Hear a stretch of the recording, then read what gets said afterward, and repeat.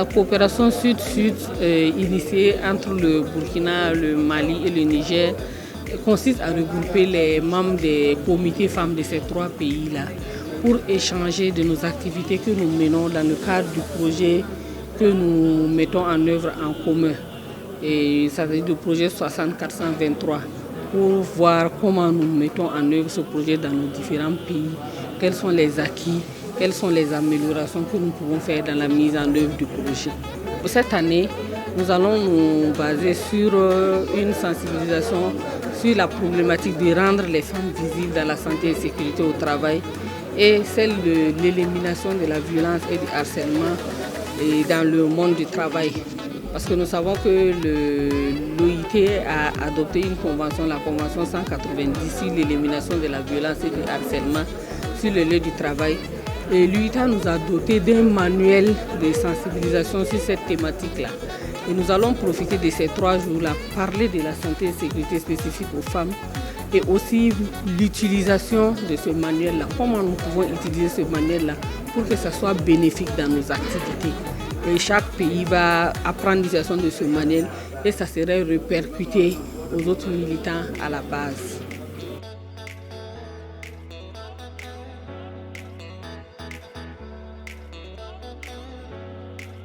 On est arrivé ce matin pour notre coopération sud-sud, que ça fait la 8e édition. C'est en 2019 qu'on devrait abriter ça à Niamey à cause de la pandémie de la Covid. Donc nous n'avons pas pu tenir ça il y a 3 ans. Et cette année, nous sommes concertés entre coordinatrices pour briser la glace, comme le Burkina Faso est au milieu, donc le Mali peut se déplacer, le Niger peut se déplacer. Et nous sommes là pour un échange d'expériences et des thématiques qu'on doit débattre sur ça qui est d'actualité.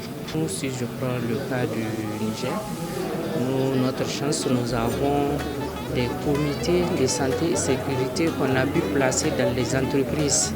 Il y a 6 entreprises au niveau du Niamey. Donc nous avons le secteur laitier, l'abattoir, le labo-sel, DPV, c'est la protection des végétaux. Donc dans ces comités-là, nous faisons tout parce que nous faisons la promotion des femmes. Dans ces comités-là, au moins il y a 1 ou 2 femmes dedans. Ce matin, on a parlé de la politique de la santé et sécurité au travail. Un thème d'actualité qui est très bon pour les travailleurs eux-mêmes ainsi que les employés. Parce que quand on parle de SST, de sécurité et santé au travail, toute entreprise qui en fait une affaire, c'est cette entreprise-là sera développée. Au niveau de notre pays, on est en train de faire beaucoup de sensibilisation et de communication pour que les employeurs comprennent ça.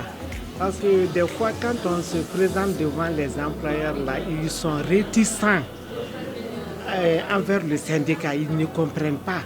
Il y aura beaucoup de perspectives. Par exemple, on a eu un exemple où, là où on aura des difficultés, on a dit de bien sensibiliser, de bien communiquer, d'insister jusqu'à ce que ce qu'on cherche là, qu'on ait une solution en fin de compte.